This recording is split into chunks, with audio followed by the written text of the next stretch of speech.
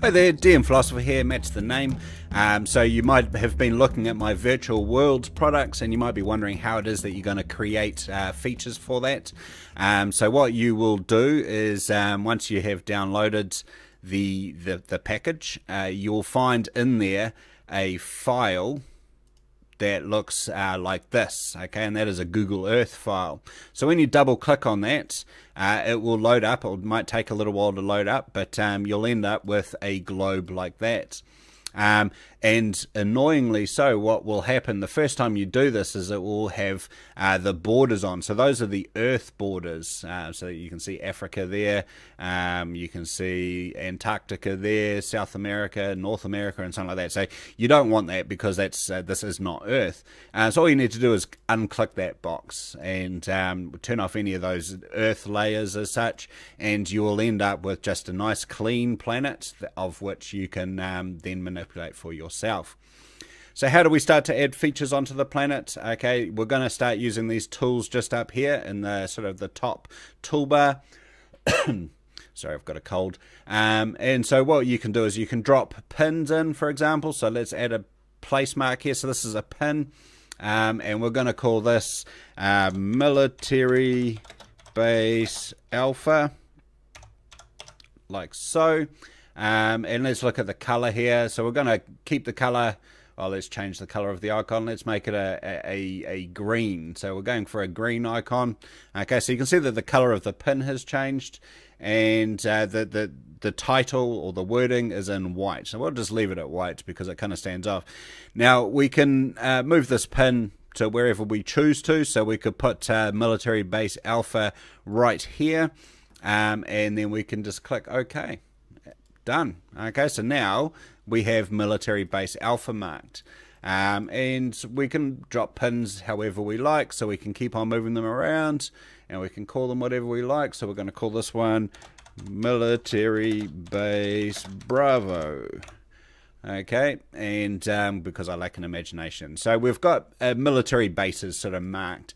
Now another feature that you can put in is a path. Okay, so that's just sort of these three dots here. And we're going to call this path transport network.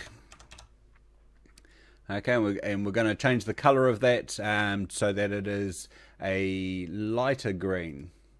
Okay, we'll make that lighter green. We'll keep the width at 5. I think by default it's 1, but this is just sort of inherited what I was last working with. And we'll set that opacity to 50%. And now we can draw it in. Okay, so we're just going to draw in a path that sort of starts at military base alpha, and every time we click it will set a new point. So we're going to have this flying over sort of the continental shelf here, and then end up at military base Bravo.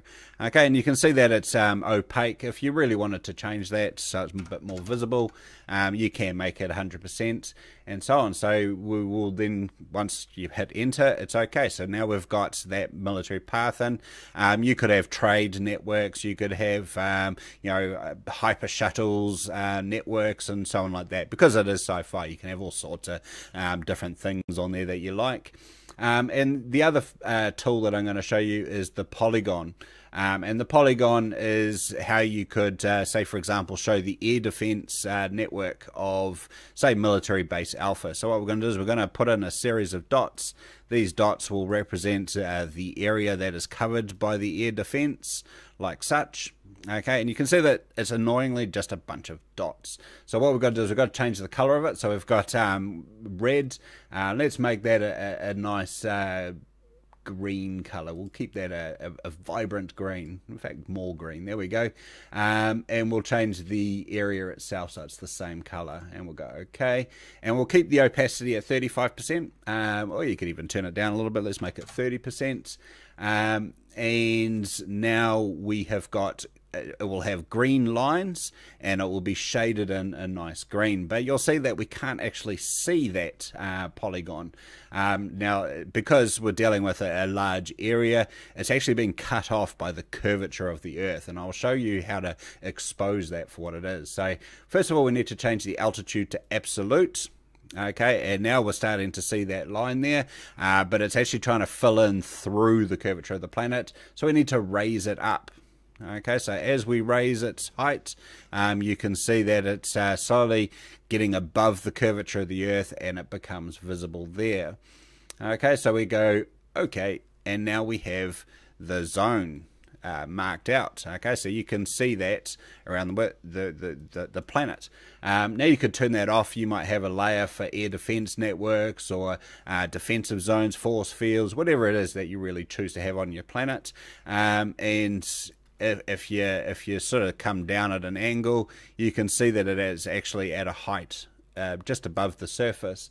If we edit that, right click properties, we can go altitude, and we can extend the sides to the ground. So now where the line is, it's actually drawing a plane down to the surface of the Earth, which makes it a little bit more interesting to deal with. You can now see that there's a height aspect to that zone rather than just a surface coverage, and we could even raise it up even higher. So you could say that that hits the upper atmosphere or something like that, and then we can just click OK. So now what we have is a three-dimensional representation of that space or that zone that we've just drawn. So it becomes a bit more interesting, and you can create any number of zones, and again you can put it on your own layers and so on like that.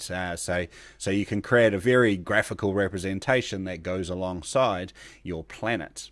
Okay, so that's a quick introduction. The rest of it's just standard Google Earth. So if you want to learn how to use some of the features here, like say for example, you can record your rotations and so on like that, so you can guide the players through it in your own sort of debriefing video. Then you've got the video button up here, so you can actually record all that. But you can learn that just by learning Google Earth and YouTube clips. So that's a little brief intro into how you can work with my Virtual Worlds products. So I hope you enjoy that. Hopefully it adds something really nice and in depth to your sci-fi campaigns. Otherwise, thanks for listening, and happy gaming, people.